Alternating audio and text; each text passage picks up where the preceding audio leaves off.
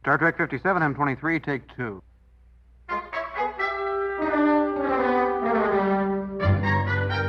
It's got Star Trek. Episode 82. Enterprise, Season 4, Episodes 18 and 19. In a Mirror, Darkly. I notice you've been making extensive use of the library database. I was merely researching classical literature. I wanted to compare our major works with their counterparts in the other universe. I skimmed a few of the more celebrated narratives. The stories were similar in some respects, but their characters were weak and compassionate. With the exception of Shakespeare, of course. From what I could tell, his plays were equally grim in both universes. Examine their historical files. You may want to learn more about their Federation. Did you know in the other universe, humans and Denobulans are considered equals? As are Vulcans. You don't find this interesting? I find it dangerous. If I were the captain, I'd restrict access to that database. I'm certain he wouldn't want to give his crew any ideas. All right. Do you have any clever ideas for how to start this episode? Well, this is not this episode related, but I have to defend myself from a couple episodes ago. Someone defend yourself or simply respond. We were unable to. Okay. I don't think you know what I'm talking about. I don't know what you're talking about, but I can guess. So Dan has returned. And oh yeah, I'm back. By the way, he's our special guest tonight. Dan has returned. He was on. Where was I? Was last time? Was I traveling through time? Can I not do that again? You were on a mission. No, you were on assignment. Okay, this time I was traveling through time. No, I think you were on assignment. It doesn't matter. Yeah. It's like you were gone, but now you're back. It's classified. It's classified. Yeah. But Dan was able to, despite being very busy, he was able to record some commentary for the last few episodes and send it in as a voicemail. It was tight. And the one drawback to that, while we were able to incorporate Dan's... by the way, this is the It's Got Star Trek podcast. Yes. So episode 82. You know this from the... You know this. You know this, but it's episode 82. Like, what's her name with Unix in that dinosaur movie? Yeah, I know. We Jurassic Park. Yeah. I know. Why'd you make me say that? You fucking tricked me into saying that shit. Yes. I knew. As I was saying Jurassic Park, I knew you would smile at the fact that you tricked me into saying Jurassic Park. I'm really Of course, smart. you know what Jurassic Park is. Anyway, so it's got Star Trek. He's a stinker. 82. Yeah. In a moment, we will be talking about In a Mirror Darkly Parts 1 and 2. Eventually. From Enterprise's fourth and last season. But first, Dan says he wants to defend himself, presumably, possibly in relation to one of the responses to the recordings from before. Well, what I was talking about was from 2 episodes ago, I believe. They were talking about traveling in parsecs. Dan was totally right about that. Oh, yeah. 100%.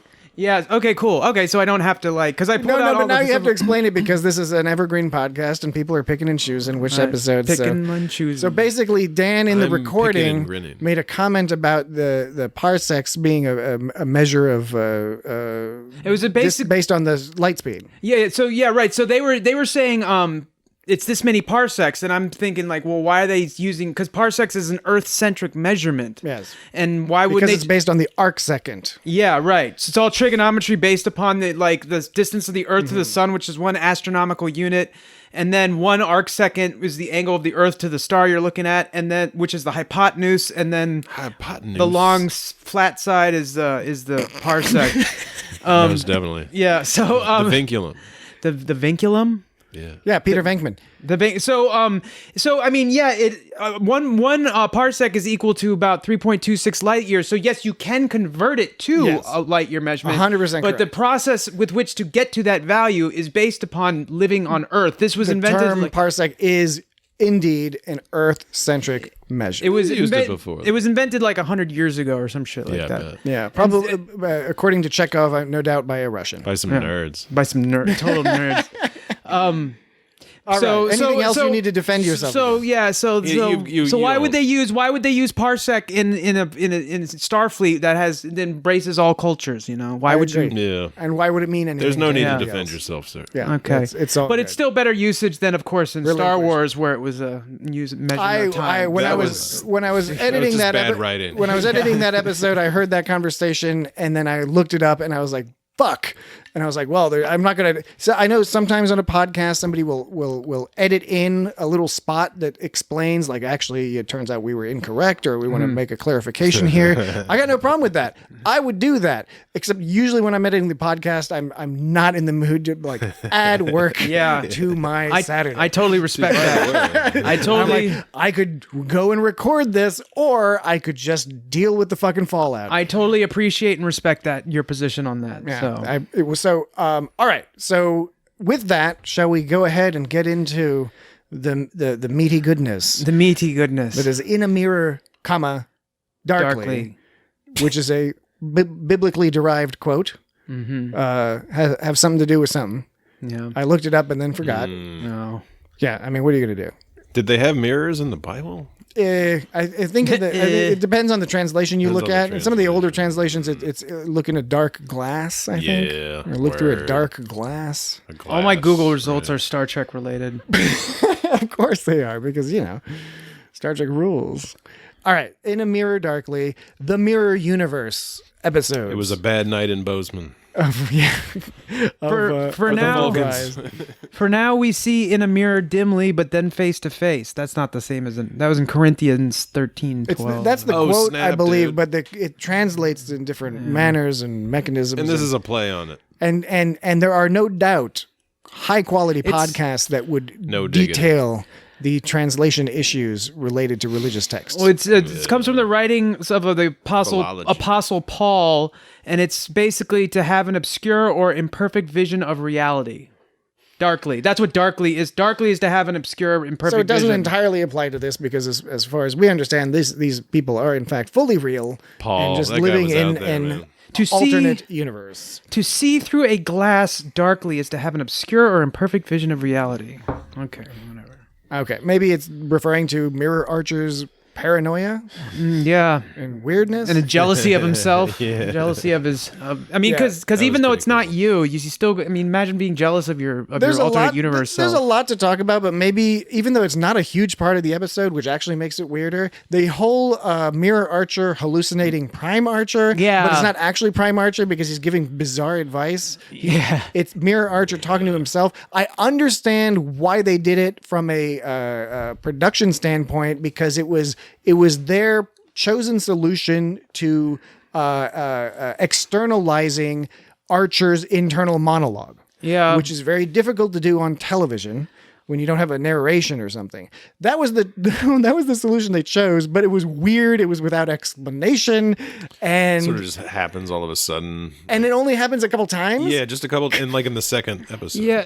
And what is it? Is it it's Hoshi that's reading about Prime Archer, how he's this badass and he's like the best explorer of all time or 22nd century or whatever. Yeah. And at that moment it's pretty good because you can tell Mirror Archer then without them having to throw it in your face. You can He's you starting can, to snap. Yeah, he's starting to get pissed about that. When You can he's tell like, it. Great men are not peacemakers, and he all like sneers it out. Yeah, he's like, great men are not peacemakers. Oh yeah, that's right. Conquerors are great men are conquerors. Yeah, but then they really throw A it in your trite piece of advice, by the way. Trite slogan, trite aphorism. But then they throw it in your face, I Mirror guess, Archer. with the whole hallucination thing. I thought this episode's interesting because it's I kind of like it in a way. Like there's a lot of going on, and I like how there's some weird shit like that Gorn shit was really weird. Yeah. Like they just threw that in there, and talk about some of the special effects in this episode. Some of the computer graphics were pretty like out there and dated. And everybody's playing like kind of a goofy version of themselves. Yeah, They probably had a lot of fun doing that. Yeah, and yeah, everyone's a goofy version of themselves, and for some reason, like Archer and Tucker both had like spiky hair, and Archer had like stubble, so you knew he was bad. Oh, by the way, Archer, scowling Mirror Archer, is fucking tough and sexy looking. I gotta say, he I didn't is. realize he could look like that. His jaw, is fucking Super square. Like, clonk, like when extra he's square. when he's scowling. He's all Yeah. grinding his teeth. Yeah, and you never see Scott Bakula scowling. No, In he's Quantum like- Leap, he's he was just always like, smiling. grr, you I know? know he's grinning the whole show. Yeah. He does that in real life Little too. boy. Yeah. So there was a lot of cool stuff. You like really felt like there was a lot of stuff sort of going on and happening. And whether you think the whole story was not really taking any risks or not, it was just a kind of a cool story. The problem though, it was hard to figure out why I was supposed to care about these characters without anchoring it back to the Prime universe. And they did, but it was like with this ship 100 years in the future, like I was left with wondering why like any of that mattered. And it almost seemed like it was set up for more episodes, but at the same time, it's you hard to definitely say. want to see more. Yeah, it seems like it, but the problem is they killed off some people, Yeah, right? they killed off a bunch of people. But if they had a 5th season, if you read some of the background materials from some of the writers, they purposely left it somewhat ambiguous as to what happened to both Reed and Archer, right? So you could, in the end of this episode, you can conclude that Archer is dead, but they don't show him in a casket or something. They show him his lover making out with like His bodyguard as he's dying Yeah. or whatever happens to him. It's pretty sad way to go anyway. And the same thing with Reed, where they say, the last thing Flock says is that, he could go either way, right? So they were thinking of, if they had had a 5th season, that they would have considered revisiting this storyline. Yeah. I'll tell you that I also enjoy this episode, but for as much stuff as happens in this episode, the plot is essentially meaningless. And not even just because it's in the mirror universe. I actually think that's kind of cool. And it did inadvertently lay the groundwork for references to what goes on in Star Trek Discovery. Yeah. Right? So with the mirror Georgiou and just the technology they were able to get, all that other stuff, right? But the plot is just a series of backstabbings. Yeah, that's all it is. And they just nothing in. I mean, yes, something happens, but it's basically None of it matters. But where I think the way to view this episode is the plot is meaningless. It doesn't make any difference. It's purely as a mechanism to see our quote unquote beloved characters acting all differently, or in some cases maybe not. I mean, so I thought it would make sense to briefly discuss what some of the differences are between the characters, right? So Reed is a cruel, sadistic, racist bastard, essentially. He didn't seem that different to me. Yeah. And I like Reed. He was just a little bit more. He was just a little more obnoxious. A little bit more. But he was like, he was a little sharper. Yeah. A little having more edge to him. Wasn't that different. Reed didn't seem that different, and Phlox, other than being sort of a psychopath, also didn't seem that different. It was just a little tweaking. So Phlox, like in his office or whatever, he didn't instead of Prime Phlox, which would have all these animals he's nourishing and like studying and getting stuff from them. Yeah. He's instead dissecting them.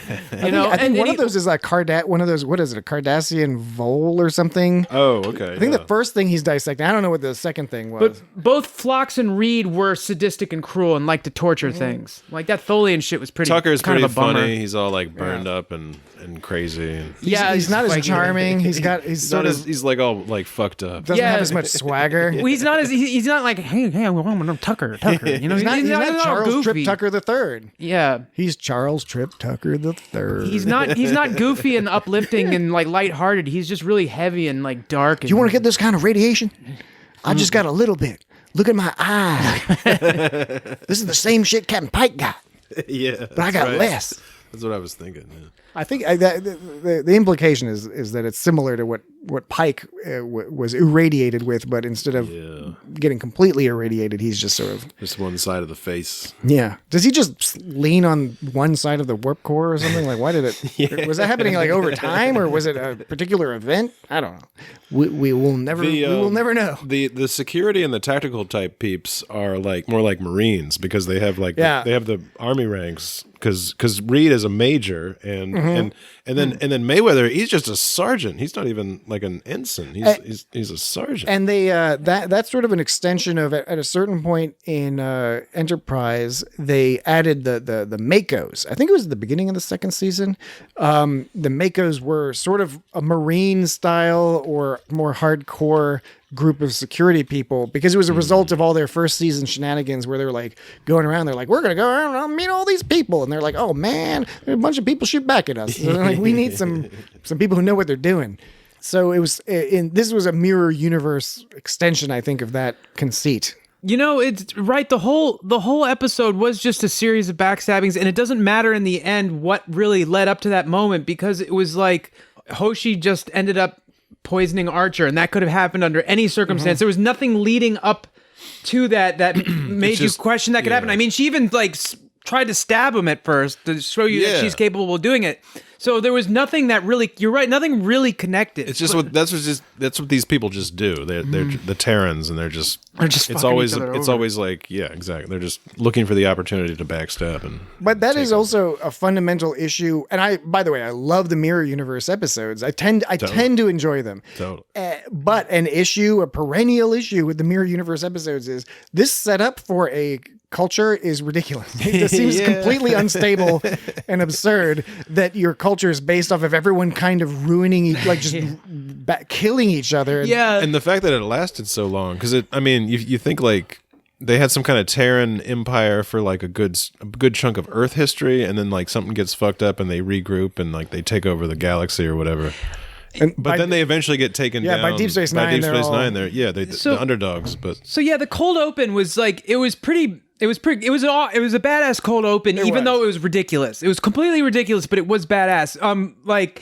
Because it's hard to believe that the humans could fuck up the Vulcans like that easily. The Vulcans, have the superior technology. The humans just discovered warp drive. If the humans could get the jump on these Vulcans, I might be able to buy that. But for that to lead into a series of events that has them enslaving all of the Vulcan race and everyone, I get it. It's the mirror universe. It's the opposite. But it just doesn't make sense considering the premise they've set up of technology and we also don't know exactly when the universes sort of diverge. The implication is maybe it was all the way back to the beginning, but certainly Phlox's statement about reviewing history and seeing the subtle differences going all the way back to ancient times and how there are differences. Wasn't he like Shakespeare's still the same? He said Shakespeare is basically the same, right? It was pretty clever. It is an issue, but it's of course, who cares? It's meant as a literary device. This idea, again, the mirror universe in and of itself is a literary device to give us an opportunity to see these characters in opposition to each other. Up till this point, all the Mirror Universe episodes from TOS and then the DS9 ones, of course, had the quote-unquote good guys, the Prime Universe people, versus or interacting with the Mirror Universe. There was some kind of mishap that led to a gateway, some kind of traveling between the dimensions. This is the only one that it's all just contained. Yeah. Yeah, and the viewer is really left to make some assumptions about motivation here because it doesn't matter. Yeah, it's just right, exactly. Yeah, it effectively doesn't matter. And from the perspective of the production crew of the writers, I can imagine this was a really great opportunity to say, okay, we want to do some crazy stuff. Like, for example, the Gorn you mentioned. They couldn't have. They always wanted to have a Gorn on Enterprise, but they couldn't because in Star Trek it said Kirk and the Federation first met the Gorn in Arena, right? So they couldn't show the Gorn, just like they couldn't show the Romulans. So they had to have an episode where they see Romulan ships, but they don't know they're Romulans because they're just strange people that they never get to talk to. Why was that Gorn so fast? That Gorn was such the Gorn was insane. It was a super agile Gorn. Like what the Gorn in Arena is all like, I thought the Tholians, I think, were a success. The updates to the Tholians, the update to the Gorn was not a success. Yeah, the Gorn it was not threatening. So the funny thing is when it was talking, it had the power of CG, but the mouth still wasn't moving when it was talking. It was talking and making funny noises, like some sort of. It had to be a universal translator of some sort, and gave it that funny voice. Yeah, and that's Archer. That's like the original Gorn. I refuse to surrender. That's like the original Gorn from TOS because the mouth didn't move in that one either. But this one was all agile. It was throwing that dude and it looked really goofy and what they beat it by making super gravity. That was they could have done without the Gorn altogether. That was Ensign Kelby, I think, that it sucked up into the thing. Yeah, that guy. And it was so comical. Oh yeah, he's all like, oh yeah. I thought that was. I really liked that because it was just such campy horror. It was a campy horror scene, basically. I can't remember if it was Manny Cotto or if it was Mike Sussman. Manny Cotto was one of the main producers at this. He was the showrunner at this time, as I recall. And Mike Sussman was the writer who wrote both of these episodes. And he wrote a ton of Star Trek. I can't remember which one of them complained about it, but they were like, they saw that in the dailies and they're like, oh fuck, it looks so stupid. It does. Because they're like, he should be like really kicking his legs and shit. If he's being grabbed from above, you think he's a, you know, he would be freaking out. And then so they said, well, we just justified it in our heads by saying his spinal cord must have been severed in the attack. And it's like, okay.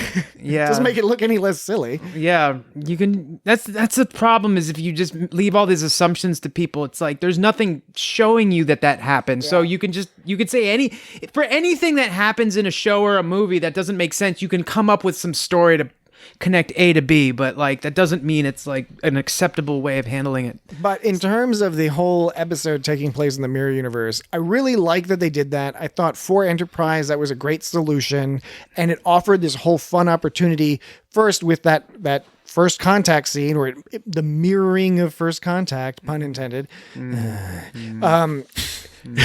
which was done pretty well, mixing footage. It had that music, that first contact theme. Right?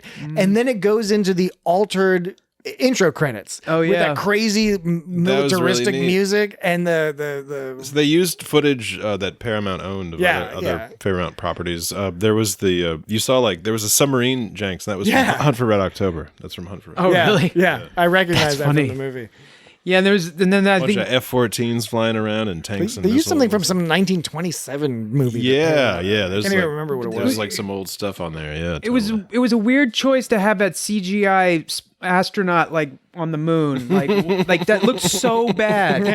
That looked so bad, like the MTV astronaut. Yeah, and it was just like, why? I thought it was really hilarious. It was hilarious. It was hilarious in the same way that dude getting sucked up by that Gorn was hilarious, because it's just so campy and ridiculous. But I did like the Starfleet ships like shooting at the moon and stuff, and like they're all like jumping into action and like kicking ass and shit. They're all painted yellow for some reason. Awesome. There was yellow highlights. That makes us bad people. What kind of dog was Porthos? Was Rottweiler. That was a Rottweiler. Okay, I thought it was, because it had the colors, but it looked like fluffier than I remember Rottweilers looking. But maybe he had his hackles up. His hackles. What? Rottweilers are the dogs that are descended from like the Roman guard dogs. Is that right?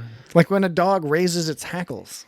What a hackle? The dog's hackles. What's a hackle? It raises its hackles. It's like some kind of like the cat can concept. raise its hackles. I don't know you're not telling me what a hackle is. It's like when you get all irritated and like ready to go. And I think it's when the fur goes all up. Your fur might go up. Your teeth will. Your lips will draw back, and your fangs. Your canines will extend out by 300%.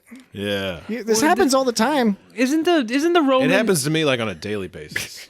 Oh, you start getting hackled at people. Start hackling people. Other people raise his hackles, and you're just like, put my hackle down. I'm ready to fight. Stop raising it so high. You know, in America, in a modern urban environment, on average, it costs $203,000 to raise a person's hackles from the age of 1 to 18. You know, I'm not surprised. It's a costly thing. Man. It's expensive. I think those Roman dogs you're talking about, aren't they like called like Connie torsos or Connie Canes? Constitution class. No, wait, I'm going to look at the Constitution class starship. USS Defiant. Thanks for bringing it back. Connie Corso. They're Connie Corso. That I thought those were like they're these giant like. Are those the Roman ones? They're these giant. Yeah, they're a breed of Mastiff. Oh, they're Italian. That doesn't. Yeah. So that'd be Roman. Romans are Italian. I keep forgetting. That would be one Roman. Pizza but the guard dogs that guarded the like Buffalo that used with the military. Yeah, they're guard dogs and they're companion dogs. Word. Maybe that's what I'm. Maybe Rottweilers are too. I don't know. But you know what's funny is that this is hilarious. This better fucking be great, man. Yeah. Is that whenever I never associate Roman with Italian, which is so dumb. Well, that's accurate. It was a city-state. That's completely accurate. It was an empire. Because Italy is a different place now than it was. Italy's a whole brand new bag. 1500 years. Yeah, but it's a totally different. Right? You know that is true. It's not just geography. It's a totally different place. They didn't have pizza back then. A bunch of different people kind of moved in calzones. over the years and changed it up. Yeah, Mario Brothers. It's not just geography. It's a me, a Mario. Mario. I'm a pizza man. I'm a Mario. pizza plumber. The climate was a little different. I make a pizza while I fix your toilet. I give it a pizza to the Teenage Mutant Ninja Turtles. Did you see? Michelangelo is an asshole. He never tips. Did you catch that awesome roundhouse kick Mayweather gave Captain Black? Or no? Or was it Admiral Black? Oh, yeah. It was dude. Admiral Yeah, Black. dude. Sorry, Admiral There Black. was actually some pretty good fighting in this Yeah. episode. That was pretty cool. Because I like it when they put on the uniforms from the 23rd Yeah, century. you know it's funny because like so ridiculous. it is completely ridiculous, but And was Archer had the awesome. green. He had the green captain's uniform. that was a cool one. Not So- the yellow one. yeah. So even though the future uniforms were designed in the 1960s, they might as well look futuristic compared to something that was created 40 years later. You know, like it's like why not? Why can't those old ass looking uniforms They just be look like 100 years in the submarine future? uniforms. When you watch the Brady Bunch, their living room looks like a sci-fi Yeah. future it looks like the crazy Jetsons. land Right. with some kind of round TV, Yeah. some Yeah. crazy It's floating stairs. Like, what the fuck is that? Yeah. The fireplace thing. That's that old school fireplace thing. Yeah. Yeah, in the past and the future, at that point in time, who knows? Who cares? You know, that. You know what I mean? Not exactly, but yes. You know what I mean? Who cares? I'm He shook the clamps loose by alternating port and starboard thrusters. Which makes perfect sense. Yeah. I liked that. I That made did that sense. was- You gotta shake it loose. That's literally that is a slightly more complicated way to say they rocked the ship You back and shimmied, forth. you shimmied out of there. They yeah. shimmied and wimmied. Yeah. Classic Starfleet maneuver. Now- A little bit of this and a No little matter bit of which that. universe you're in, Mirror Prime, shimmy it loose. How we're never really let on to know. You've got thrusters. You've got thrusters. We're never really let on to know how much You're already phrasing this oddly. how much the Empire has spread its fingers throughout the galaxy. How many ships they got in you know, like Hey, how many ships you got? okay, how is one Never been let to know. But they still have I've never shitty been old, let to They got know. those shitty old ships. Yeah, but like 100 year in the future ship can take out an Yeah. entire empire of ships. I know it's not worth being annoyed about, and I'm not, but it's just like kind of like one ship. I'm kind of buying it. An yeah. aircraft carrier could probably take on the Yeah. Spanish Armada. Yeah. I mean, for real, right? Like, what's the Spanish Armada going to do to an but aircraft carrier? well, It's made out of wood. Well, aircraft first of all. carriers have ships on them when they have several ships. This got Could one bomber? lasers. It's got photon torpedoes. I think a storm took out the Spanish Armada, so a storm's not going to take out an aircraft carrier. No. Well, you got to think though in the future, you know how technology follows the shape of an asymptote. You know where the asymptote where it Totally. where it approaches the line but never quite reaches it. It's like technology, you know. At first it accelerates super high, but as it gets more better and more better, where it gets more better, like the difference between Nintendo and Super Nintendo and PlayStation 3 and PlayStation 4. It's like the difference is much more pronounced quibble- in Nintendo and Super Nintendo because of the I quibble- asymptotic relationship. I quibble with generalizing the asymptote of technology. It's asymptote. The asymptotic nature of technology. I quibble with applying it as a single unified asymptote for all technology, as Okay, opposed to individual asymptotes for particular trends of technology. I mean, once you got warp drive, what's left? I guess you can have nacelles that Time detach. fucking traveled. You can get the nacelles that detach, but it took them 1,000 years to do that. they might have had that shit for 800 years. Maybe that detaching nacelle shit It could was have been in the old. 25th century they came up with that. I'm just saying, you got your Nintendo, you got your Super Nintendo, you got your Nintendo 64, you Super got your Mario World. GameCube. Turbo You got your- graphics. Those turbo graphics. Okay, TurboGrafx. asymptotic. Asymptopolops. Asymptopolops. No. Asymptopolops. That's Greece, not Italy. We were talking about Rome. But Klops Petrobus. Klops Petrobus. Slar the Gorn. A piece of toast. Then, during the third reconciliation of the last of the McKettrick supplicants, they chose a new form for him, that of a giant slar. Many shoves and zools knew what it was to be roasted in the depths of the slar that day, I can tell you. I don't get it. I don't get it. That was from Ghostbusters, yo. But you've added slor in. You've Instead of transposed slor. Instead of slor. Was it slor? It was slor in Ghostbusters. Ghostbusters 1? Yes. Well, now original you see, if you Yeah, said that was- slore, then But I said slor because it But what sounds about like Gozer? slor. What about Gozer? I bet you at least one person listening gets this Slar's reference. not- Gozer was there. Was Gozer the main dude? No, Zool was Gozer was the main dude. Well, because then there was Zool and then the Keymaster. And then Gozer popped up. But no, like when Rick Moranis was possessed by the demon dog, the terror dog thing, those scary dogs. I used to fucking be scared as shit. Going home at night, I'd have the key, and if it was dark outside and I'd have to put the key in the door, I always thought one of those fucking dogs from Ghostbusters was going to pop around the corner and get me. But no, Rick Moranis was possessed, and then they were talking to him, and like Egon put a thing on his head and was studying his brain, and then Rick Moranis started going off about some shit and and Slor is similar to Slar, which is a silly name. It's a pun. The whole thing was a pun. It was sort of a pun. Sort of a pun. And I'm still bewildered. Slar the Gorn is the name of the Gorn was Slar. Which is and it's a silly name. Yeah. I mean, I don't know. We don't know a lot about the Gorn at this stage. We know a little bit more. Now we know about Gorn weddings and things from Lower Decks. Right? I'm still a little. Oh yeah, that's right. I want to go to a Gorn wedding. I was still put off by the fact that the Gorn was all fast and agile.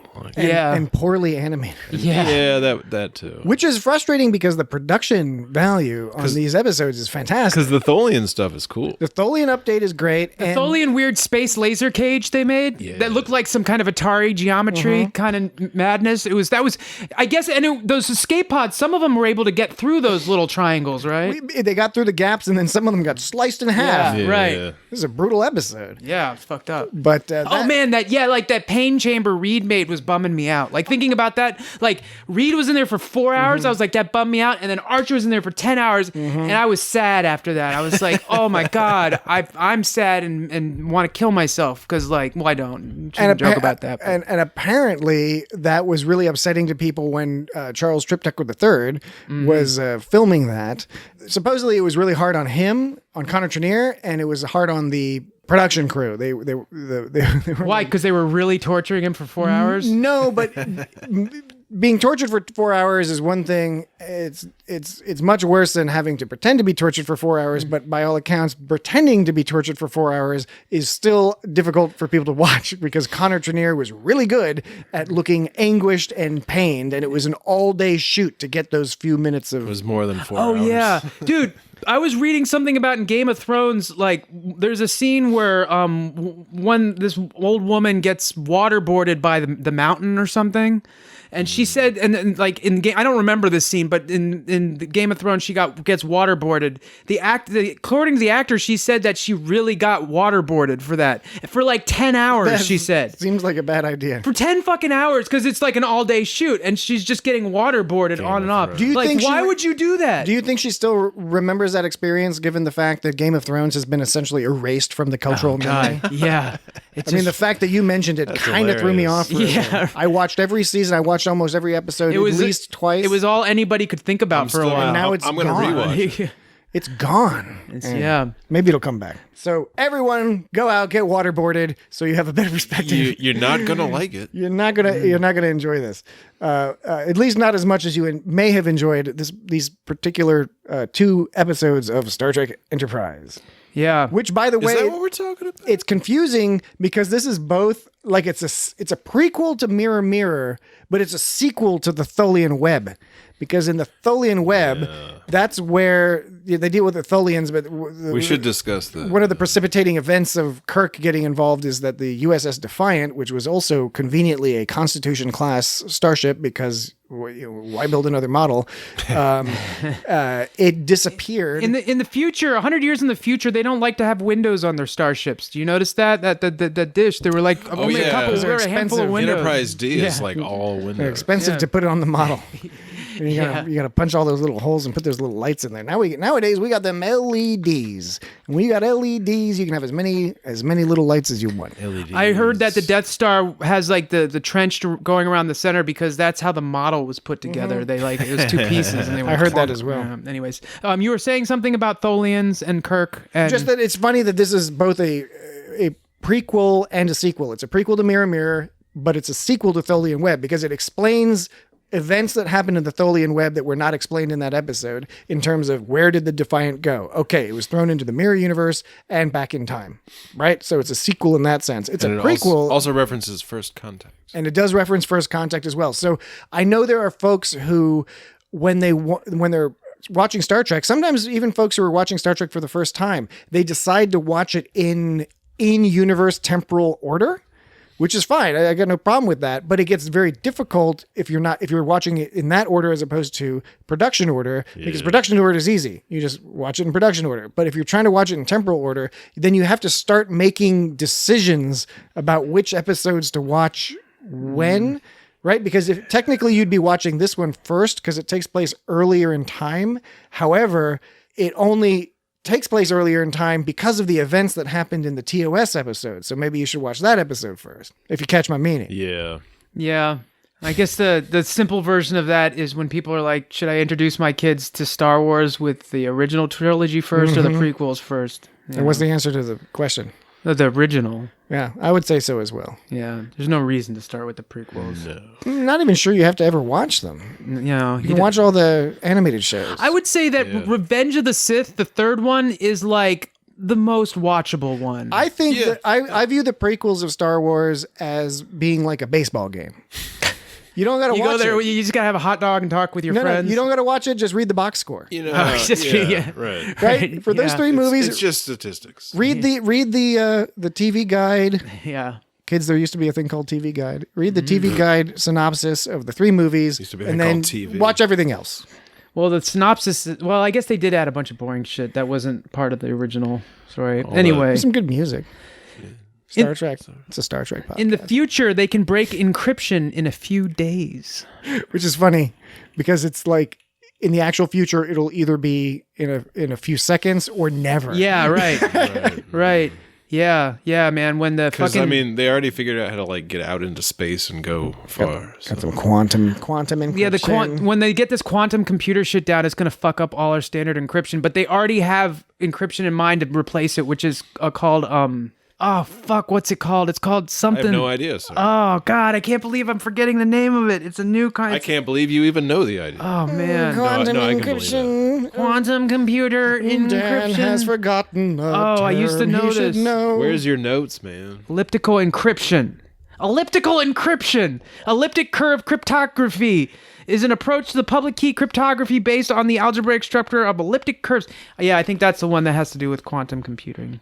Why are we talking about this? Dude. Because you were talking You're about totally it. talking about it. We're just happy to have We're you back, listening. so we're just letting you roll with it. Oh, man. I thought it was going to be cool. You never know. Yeah. There could have been like some clever punchline. Yeah, to that whole business. Nope. I just forgot a word. Maybe that's the punchline. And Yeah. I should be more open-minded. Modern day Yeah, Andy it should be Kaufman. more open mind. How about this? Because we only have so much time left, and we definitely want to talk about the sexualization. Oh, God. The uniforms. Okay, so there's a couple angles here. That's a mirror thing. There's the sexualization of Hoshi and Now, T'Pol. Now, I was thinking about Deep Space Nine and how Kira was like in that leather and all that Yeah. stuff. And so that's kind of a form of that. But it doesn't seem as blatant in a way. And it seems to be more appropriate. Kira's in control, Yeah, man. because she's in control, I guess, maybe. But you could argue that Hoshi's in control. But it's, I don't know. There's I something think that's not as relevant about the way it's done in Enterprise. with Hoshi, okay, there's two different things depending on whether we're talking about Hoshi or T'Pol. With Hoshi,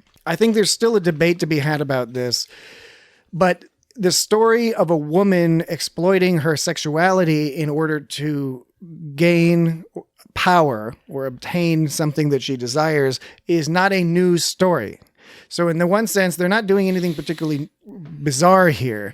Yeah. On the other hand, Bronze Age stuff. do we need more of those stories in that context? I don't know. Hoshi, I think, is a little bit more debatable. The T'Pol shit is ludicrous. It's absurd.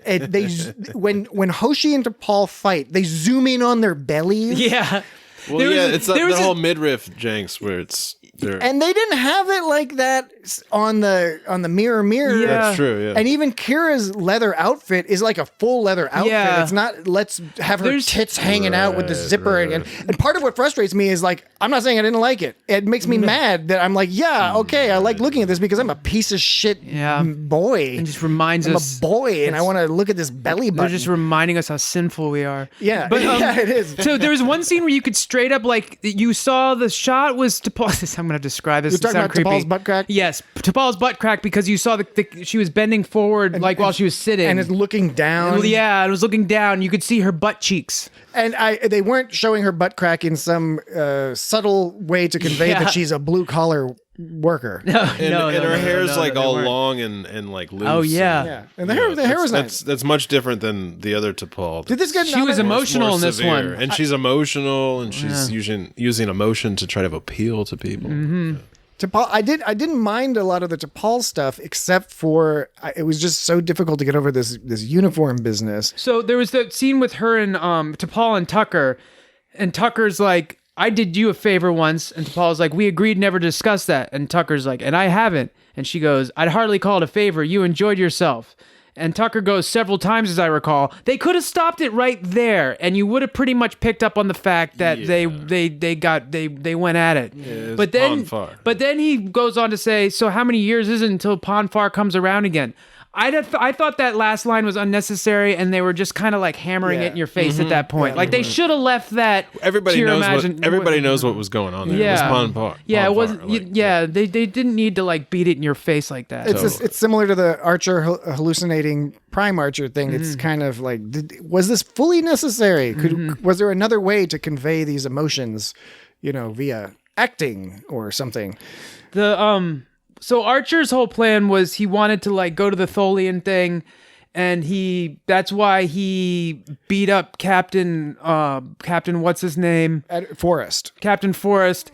And so, but then there was a scene with Hoshi when he gives Hoshi, he's like, the date I gave it to you, did you transmit it to the fleet admiral? And she's like, yeah, what was it? And he's like, an insurance policy. And it makes it seem like this like, it's like you're gonna find out there's this big reveal later about like what he sent him. All he did was send the admiral the same information he sent to fucking Captain Forrest. Right, yeah. It wasn't anything. His clever insurance policy was to just basically go above the head of his captain and send the shit. Everyone's so opportunistic, and you're right, that is not sustainable. Mirror Archer is a shit. Because at least Klingons will like, take over. What is it? They'll take command by like defeating some guy in battle, but there's some honor to that. And there's ritual, and it seems a little bit more. They always have an excuse here. Same thing in Mirror, when Chekhov is angling, they create or craft some sort of excuse for why they have to kill the captain, but it's not. You don't see as much of that with the Klingons. Their excuses seem to be more reasonable. It's like you are actually losing the war or whatever. Right. Whereas here, we don't see enough of what else. It's referring to what you said earlier, Dan. Is we don't see enough of what's going on out in the Terran Empire to know whether all this shit Archer is talking about we could lose the war in 3 weeks. Is that true? Is that him just exaggerating to manufacture a reason? Yeah, he's just giving some crazy speech about the criminals running the government. And he doesn't seem like he's the corrupt politicians in Washington. Yeah, he's not acting all that sensibly anyway. So it's like, why should we trust his perspective? I guess that's in a mirror, darkly. Mm-hmm. Yeah. Mm-hmm. Mm-hmm. Man, Archer was fucking tough and sexy. I know he was, but neither Archer, neither Prime nor Mirror Archer seemed to have much luck with the ladies. And Mirror Archer, he got poisoned by the one he was with, and then Prime Archer, he had a crush on T'Pol, actually, didn't he? I think there was this part where he was like expressing that he had feelings for T'Pol. Well, Trip definitely did. Trip did. Well, Trip hooked up with T'Pol. Was it when there was an episode of Enterprise where Archer wakes up and he's like an old man living with T'Pol on Vulcan or some shit? I don't remember that episode, but I feel like I very clearly remember there was an episode where Archer got with them green girls. Where Archer was talking about how and it wasn't like he was confessing his love for her. It wasn't a big thing. It was just kind of like he was just kind of saying like, feeling like, you're always wearing those pajamas. Yeah, those I don't know. Bizarrely sexy pajamas. They don't look like they're actually comfortable for sleep, but they look like they're great for a romantic night. My imagination. Those silky pajamas. I swear Archer had a thing for T'Pol. Well, you can write us in. And Don't forget, you can Set write us us in at straight. feedback@itsgotstartrek.com to set us straight. And in this case, specifically setting Dan straight. Where do Yeah. you get off, Dan? I don't know, right here. But she went for Tucker instead, as we all know anyway. Mm-hmm. But Archer, But yeah. she was going for Tucker in the Mirror Universe too. Yeah. It's interesting that they still have Yeah. some kind of, Right, they can- which is also why they that can do it. This is also why they didn't have to talk about the Pon farr line Exactly. because They're soulmates. there was They're soulmates. If your love crosses over multiple universes, it's an indication that you're soulmates. soulmates. I like it whenever Archer was like, I don't have a problem with those people, your people, or I don't have a problem with Phlox. It was really good. It really sounded like this guy's an asshole. You really sounded like a racist piece of Yeah, shit. exactly. It was right on. Phlox is one of the good ones. It's like, I don't have any problem with you, but I don't really respect you either. The Tholian, when they were killing that Tholian, the poor Tholian. Yeah, I know. That sucks. Just fucking exploded, and he was like all shrieking. I know. I really like the horrifying. Tholians. They're so neat. Yeah. There's a fair amount of horrifying stuff in both of these episodes. It's somewhat campy and comical, but it hits you. Yeah, that space laser trap was so weird and creative. I'm just pretty into that. I thought the haircuts were all web? pretty awesome. Yeah, the haircuts were all pretty good. Because you already mentioned that Archer and Tucker both had that sort of like brushed, I'm a piece of shit hair. Yeah. Not that everyone who has that haircut is a piece of shit, but it is an indicator. Okay, we're not saying change your haircut. You be you, but fairly or unfairly, there's a stereotype associated with that type of haircut, and that's you're going to be a piece of shit to people, and that's what Archer is. Trip less so. Trip's character in this episode is a little bit bizarre because he's less charming, less swagger, but he is showing loyalty to Archer. Yeah. Even towards the end, after Archer tortures him and stuff, it seems he's stopping Phlox and and He gets exploded, and he was probably loyal. Yeah, and he's all pissed at T'Pol because they really ran with the mind meld in this episode. They ran with what you could. So she seduced Tucker. T'Pol seduced Tucker. She mind melded with him, compelled him to sabotage the power grid. Gave him nothing. Melded again, and then erased his memory. Have we established that we can do this with mind melds? I guess Discovery really goes pretty far with mind meld, so I guess anything's possible. Yeah, So- right. In Discovery, they're like communicating across the galaxy or something. Right. So Irrespective- I guess it's not that bad. irrespective of whether or not we've expanded in this episode the capabilities, these magic capabilities of the Vulcans, put that aside for the moment. This explanation was entirely unnecessary because it would have been completely satisfactory for when he said, "You sabotage the ship." You sabotaged the ship. She could have said, why it was did you sabotage behind the my ship? back?" She could have. Why did you sabotage the ship? She could have just as easily been like, "Yes, I helped you with Pon farr. Why'd you sabotage the ship? I just spent 4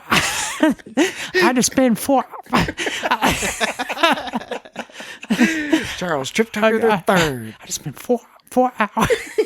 You need a drink of water or something. Yeah, Trip Tucker normally makes people thirsty, so your throat's drying out. Drying out from thirst. Trip Tucker You are sprinkles. developing a thirst for Charles Trip Tucker the third 4 hours in the pain chamber. in the pain chamber. In the pain chamber.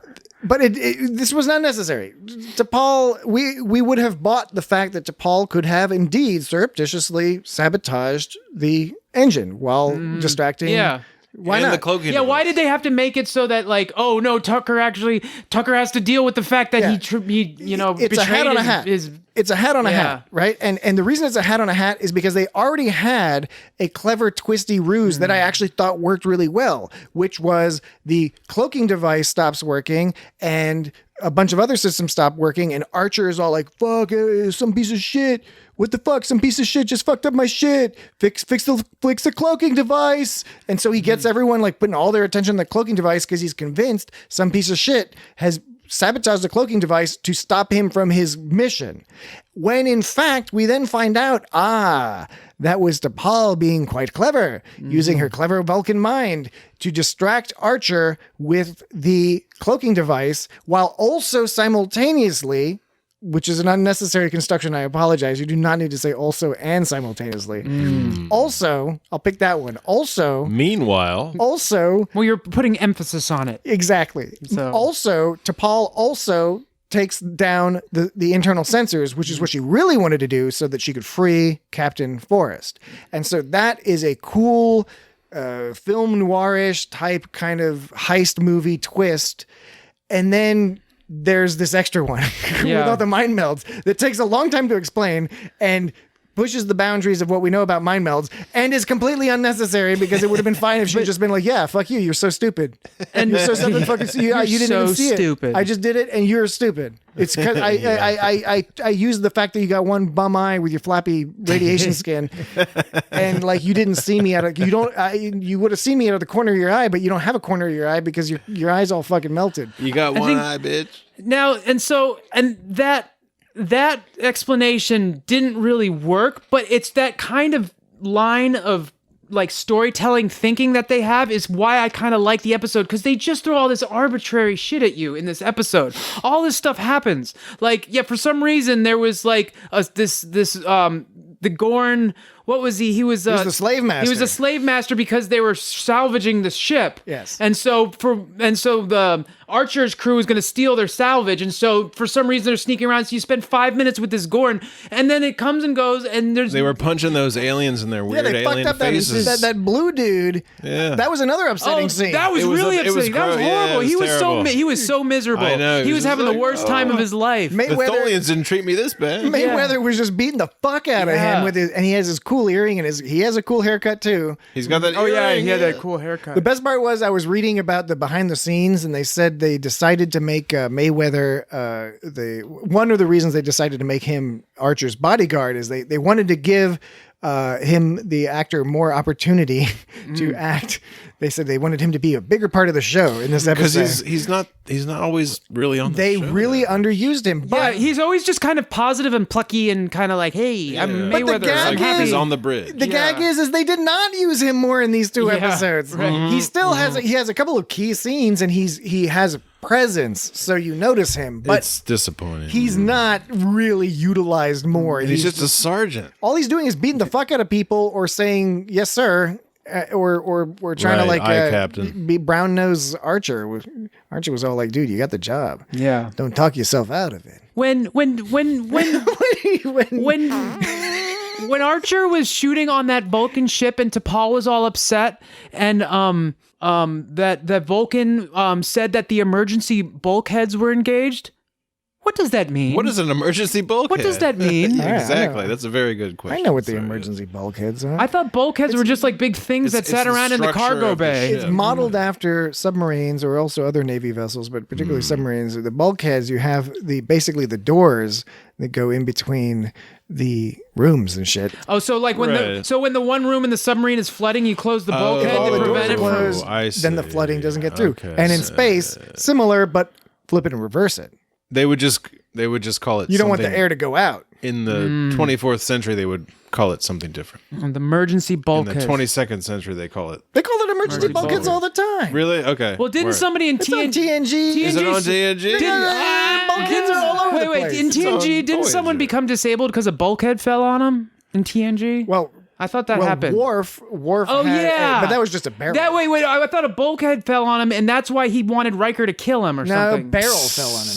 I thought it was a bulkhead. It would have been much cooler if it was a bulkhead because it looked kind of goofy because it was Michael Dorn getting hit by an obviously empty, very light prop barrel. Right. Yeah, I know. And then he's all like, ooh, and his hair flops around all goofy. Yeah, it's funny because you can tell by the way it bounces and how gravity works. Oh, speaking of which, when they get on the Defiant and there's those two dead bodies in front of the captain's chair, and he's like, help me with these. And he lifts up what is very obviously a dummy. Like, because he's just by himself, like just casually lifting this human up. And this human's like it's like kind of like wiggling but stiff like dummies are. So I thought that was pretty awesome. Who are you calling a dummy? By the way, those bodies were, this is how awesome the production staff was in terms of replicating the bridge of the Defiant from the Tholian Web. Those bodies were positioned in, I believe, the exact same spot that you see them at the end, like when the ship disappears in the Tholian Web. No. If I recall correctly, which I may not. That's pretty awesome. Did you know that ship, there was only 47 of them, but it was supposed to be staffed with 400. 400 people run a fucking ship. Did you know that many people run the number 47 comes up a lot in Star Trek for some reason? No, I didn't. Look it up. I'll look it up. I thought it was cool that, okay, so when they blast out of the Tholian Web, like the Defiant can totally like blast out with its technology. It can beat the 22nd century Tholians, but they couldn't beat the. They couldn't beat 23rd century. They was still just the 21st century Tholians that brought them through the gate. They were just like losing their mind because of like the shift in like the universes. Like the gate was making them crazy. Like the time shift. Were the Tholians going crazy? No. The people in the Defiant were going nuts. That's why they weren't able to fight back. That's what I got from it. They went nuts. They went nuts because that's what actually happened. You're talking about in this episode. Well, not in this episode, but like in the other. Maybe we should just watch the Tholian Web. In the other episode, yeah, we should. We could talk about that one next. But in the other episode, they go nuts and they kill each other or something. That's what we're led to believe. So they weren't able to fight back. They could easily use their technology against the 22nd century Tholians, as is demonstrated in this episode. Based on what I read, it wasn't any sort of contemporary Tholians. It was. So you're saying it was the Tholians in the past calling the Defiant through the gateway that they opened up. Well, in this episode, they were fighting past the Tholians from the past, but you're saying that they also fought the Tholians from the future. No, actually, in the episode, in the TOS episode, they encounter the Tholians that are contemporary to them. Or it's contemporary. Okay, but the Defiant is being sucked through time and space or whatever the fuck by the Tholians in the mirror universe in the past. It's complicated. Yeah, man. Absolutely. So you can write us in at feedback at itsgotstartrek.com to set us straight. Set us straight. Well, speaking of aircraft carriers, if it takes 400 to staff the Defiant, how much do you think it takes to staff an aircraft carrier? I think that's a good question. I think that's a solid question. That's a good question, and it's easily it's topical. Easily found, I think. Well, first you have to determine which aircraft carrier. So which class of aircraft carrier. And U.S. aircraft carriers are kind of obsolete now. So I think it's like 1,500 people, maybe, or is it 5,000 people? I say 5,000 people for a Nimitz class U.S. aircraft carrier. This is according to FAS.org. I don't know what that is. I don't know, but it says FAS.org. Then there's an arrow that says IRP. Then there's an arrow that says DOD, DIR. Then there's an arrow that says Navy. And then there's an arrow that says RFS. And then what? Oh, that's a weird way of doing the HT. Oh, the arrow was just a slash. That's weird. The way Google displayed it was as an arrow, but then when you go, it just means it's a slash. So what's the answer to the question? So fas.org.ir. Oh, yeah. Sorry, I'm trifling here. I'm really trifling. It's got Dan trifling. When fully manned, according to this website, which is a .org, so you know it's true. Typical ship organization. When fully manned, an aircraft carrier. USS Enterprise. They let ladies in now too. When fully staffed, I'll replace manned with staffed. Very good. An aircraft carrier is home to as many as 5,000 personnel. The size of a small city. You said like 1,500. Yeah, but then I said 5,000. Because I said 5,000 like 5 times. You got like all the flight people. 1,500 is probably like a French aircraft. You got like the pilots. Carrier. There's probably a contingent of Marines. There's a mess hall guy. The circus. Who's like running the mess hall. There's the people that do all the laundry. Ring circus. There's a Neelix in there somewhere. You got all the people who work in the shops in the mall. Yeah, there's the mall. Yeah. You guys seen Spaceballs? So how much is really required to run an aircraft carrier? You know what I mean? and the fact that aircraft carriers probably answerable. Yeah, aircraft carriers are how much you really need? What's a skeleton crew for an aircraft carrier? It's not World War II, so you don't need an aircraft carrier. Well, the Enterprise, the Defiant is around 400 because the Enterprise the original Enterprise was it's a similar, standard little over 400 class. Constitution class. Constitution, Yeah, sorry. Constitution class. Well, now I got one that just said with over 6,000 personnel, Nimitz-class aircraft. Well, that's a carrier. super carrier. That's one of them new guys. Look, aren't they like? Don't they run off of like nuclear power? Or They something? do. They run off of nuclear some of power. them do.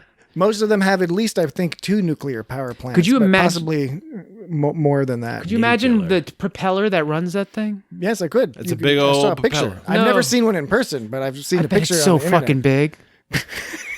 I bet it so is, big. dude. I bet it's the biggest I'm one. gonna say aircraft carrier. I bet those warp coils are so fucking propeller. big. All right, I think we've got any other final points? Otherwise, shall we move on to the odds and ends? God, that's a big propeller.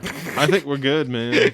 That's so big. That's so scary. That's so scary. That's my biggest fear. What is it, like a mile? It's like if you're in the water and there's an it's gonna kill you. and you're underwater and you're going and you see that big propeller in front of you and you're just being sucked underwater. Maybe towards it's so it. big that it can't kill you. Whoa! why And you're just like fucking wrenched around and your Don't- body gets torn apart. From all Don't go the force. swimming in the shipping lanes. No. Don't go chasing waterfalls. Could you imagine if that propeller was halfway in the water and I halfway? can imagine all sorts of shit, Like, Dan. and if it was halfway out of the water and it's just going like around. He's in Anyway. his 40s. He can imagine all. I can imagine all sorts of Okay. things. I've been practicing. Okay, I'm sorry. I took us on a tangent. He has an No, it's all advanced right. mind. All right, so odds and ends. does. I got one here for you. The idea, the original idea of doing a mirror universe episode on Enterprise during the 4th season, the plan was to try to get William Shatner Right, yeah. to be on the show, but didn't work out. So they ended up going not abandoning whatever storyline they had come up with, but they still wanted to do it. So then they came up with this storyline. Oh, How's that? that's a pretty good one. Yeah. All right, why don't you toss one out? When T'Pol tries to get Saval to join her coup, T'Pol and Saval. T'Pol and Saval, she gets Saval to join her coup. She then tries to overthrow Archer by using the floppy disk in the console built into the ship. That's how she was going to do it with that floppy disk. Oh, yeah. And because the technology was built directly into a console in the ship, Yes. and then making it impossible to replace when when shit advances. That's the main problem with those ships is they probably go obsolete really fast. The Mirror Universe Enterprise had like a male voice, didn't it? The computer Oh yeah, and it said working. I am a male voice. Men Men are violent. Yeah. Oh yeah, maybe that's. Whoa, I didn't even think about that. I'm stupid. Yeah. When it was either Hoshi elbowed T'Pol or T'Pol elbowed Hoshi when they fought, and Hoshi slashed T'Pol, and you saw her green blood, and then T'Pol like slut shamed Hoshi. Yes, she did. It was weird and fucked up. Yeah, but when the elbow, I think it was T'Pol elbowing Hoshi in the face. It made that that punch sound. She only jumped into one bit. Okay, anyways, the point I was making was when she elbowed her in the face, I thought it was comical because it made that punch, that punch sound. I associate, it's already silly enough that they associate that with a punch, but it works because that's so ingrained in my skull. But when I saw it coming from an elbow to the face, my brain set off all these alarms. It was like, no, that's not the sound an elbow and it makes in a TV show to the face. When an elbow goes to the face in a fist to the face goes psh, but an elbow to the face in a TV show goes like ka-dunk, or like thunk, or like psh, or like psh, or like chuk, or like thud, like thunk, like That's You're talking about TV shows or video games? that's I don't very know. that's very good insight. TV shows or movies. Thank you. I That's- thought so too. That's what you add to the podcast. It says random insight. Dan is back. What was with they were like being all racist towards that Tellarite at the beginning. Oh yeah, they kept talking shit about Tellarites. It's like he's guilty of something. Yeah. They're always up to They're something. always up to something. Those Tellarites, those pig-faced creatures. And near the end, I think Archer was saying something like they were talking about their plan to do something, and he was like, might as well get a bunch of Tellarites to do it, or something like, I don't know. He's basically saying that Tellarites were poor strategists and stuff like that. It was, yeah. I mean, it's not weird in the context. It was another off-putting example. Yeah. Maybe a little too on the nose, but it's fine because everything's got to be a little bit of arch in the mirror universe. A little Archer. Little art, yeah, yeah, well, A little Archer than the last. yeah. A little, some not the archist, but Archer. Yeah, but Mirror Archer is not as cool as Prime Archer. So Prime Archer, but Mirror Archer is kind of sexier than Prime Archer. Archer is not all like being all like whiny and lame. Well, that's what Starfleet does, man. Starfleet's whiny and lame. And you get warp 5. They won't even give you warp 5. It's like root beer. Although Root beer. Prime Archer Oh, does like from like Quark. Prime Archer does tie a few people to chairs and beat the fuck out of them. So he's no angel. It's been a long road. It has been Those green chicks. quite a long road. So the Defiant can do, as Tucker thinks it can do warp 7. Do we know what warp they could do in TOS? It's I think complicated. it's been Yeah, it's kind of like how you're just like, it's complicated. It's complicated because they've done a spectrum. because there's the TOS warp scale, and then for TNG they sort of reconfigured. Because there's the warp trans scale. warp. So for TOS they would occasionally go up to like, we're like warp 13, everything's fucked but you up. can't go up. You can't go up to 10 in TNG. In or TNG they make it as if it's similar to the speed of light, Yeah. where you can approach warp. It's an asymptote. And Enterprise was just like warp 5. Because on Voyager, when they go to warp 10 by accident, they turn into salamanders and fuck each Yeah. other. Janeway and It's because they passed by the asymptote. Paris. Yeah, they asymptotically mated. The relays are behind the Duotronic module. I looked up Duotronic on Google, and it's just a Star Trek thing. And it comes, Yeah, and that's totally. where, and positronic is a derivation of duotronic. What because about Technotronic? Duotronic was from the TOS episode with the computer scientist guy. What was, is it the Ultimate Computer? I think it is, where they do an upgrade to the Enterprise's computers, and it's a duotronic computer. It's like the newest deal. And then Data has a positronic brain. Sure does. Think about that out there, people. Oh, a place to stay. Get your booty on the floor tonight. Make my day. That was Technotronic. Yeah, is that not to be mistaken with Ya Kid K, or was Ya Kid K part of Technotronic? Oh, now I don't know what Yeah. you're This is outside of my ken. Yes. Beyond my ken. That is outside of my bailiwick. Ya Kid K, born is Congolese Belgian hip hop recording. Hell yeah, dude.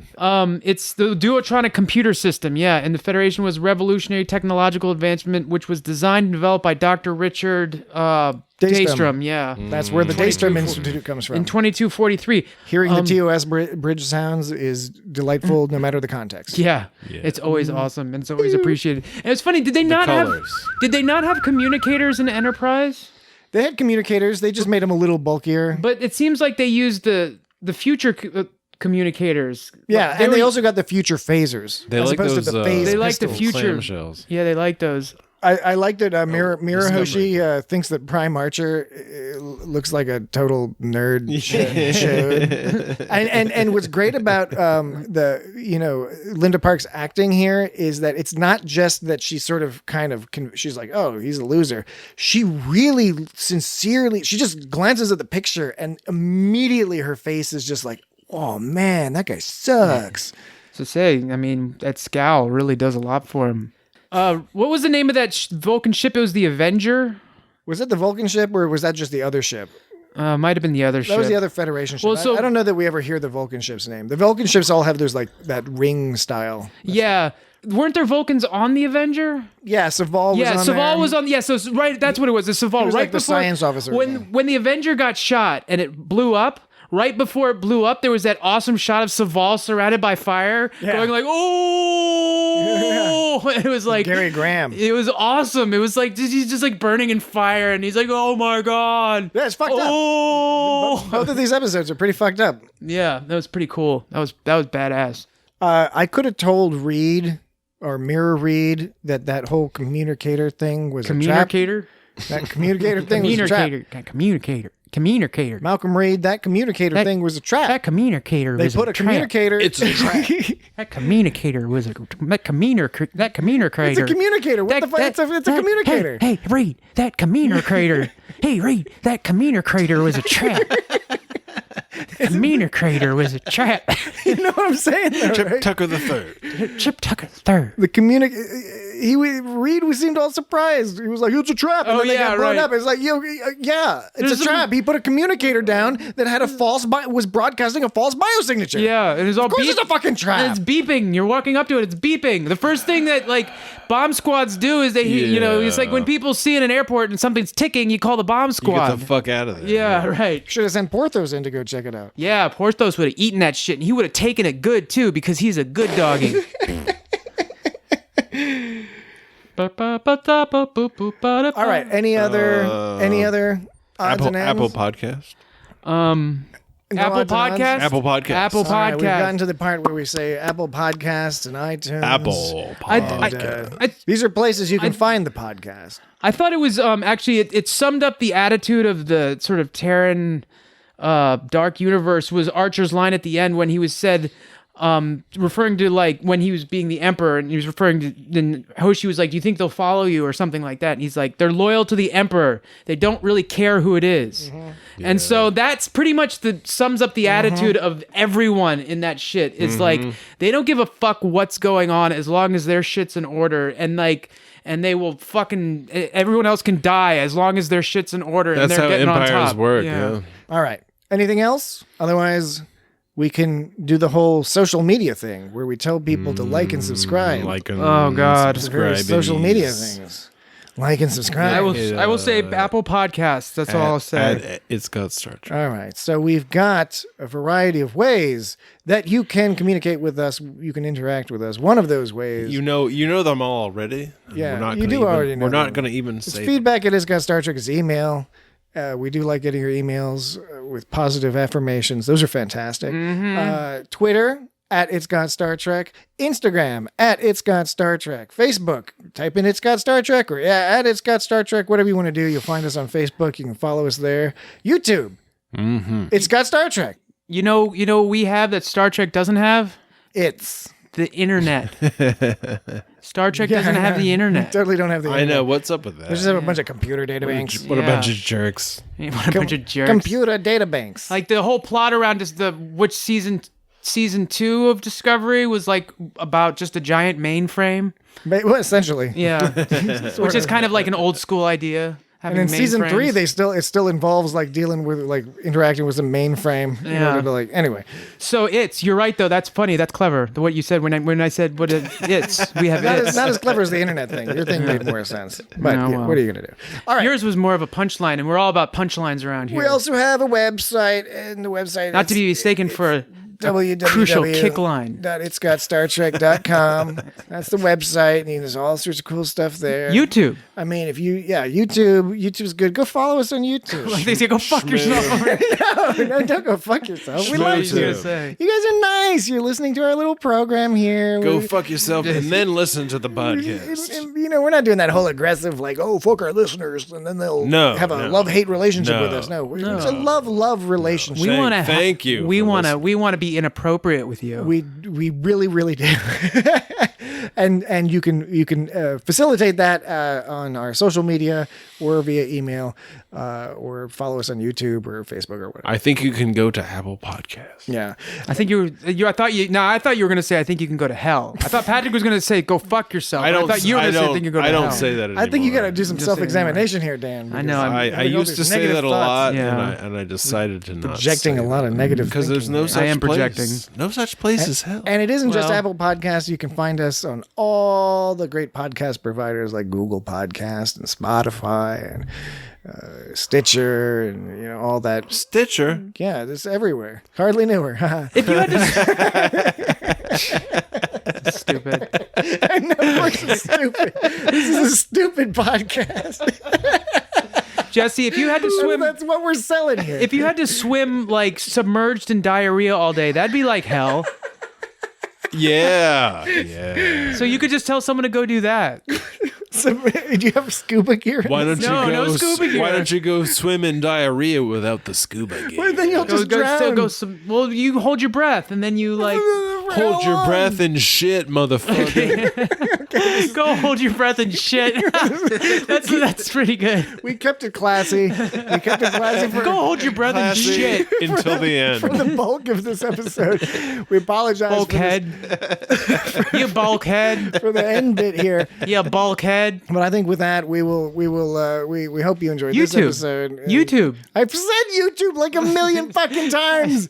Why would they watch a podcast on YouTube to begin with? We go to the effort to put it up there, but we don't need to. Yeah, that one, you're really conflicted over that one because you put it up there. You gotta have it on YouTube. It's kind of like one of those things you gotta do. You got it. It doesn't make it's kind of cool. You gotta have it. Maybe young people get into YouTube. Yeah, YouTube is a lot of people access their audio delights through YouTube. I pay to not have ads on YouTube.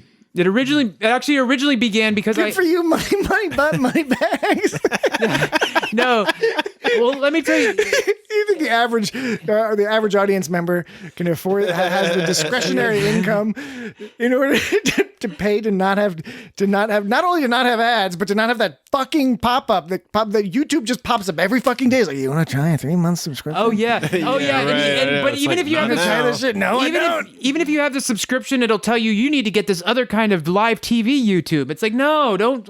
Anyways, no. It originally happened because I had Spotify, and then I was like, oh, Google Music is just like Spotify, but with Google Music, if you get their service, you also get like ads eliminated from it. So I saw it as like Spotify, but better. Is the algorithm good?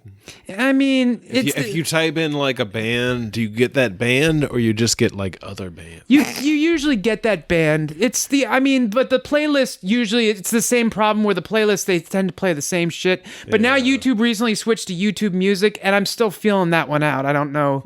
They switched from Google Music to YouTube Music. I think this conversation is sending our SEO through the fucking roof. Do they have nightly SEO? reading? Yeah. What's SEO? Search engine optimization. I should know that. Because we're talking about Apple Podcasts and Google and Spotify. Podcasts. Yeah. We're delineating and outlining. We got to keep this tangent here. Yeah, I mean, we could keep the tangent going forever. Yeah. That's how it goes. Anyway, we didn't decide what we're going to talk about next week, but we'll figure that out, and you can. You'll see it. TNG.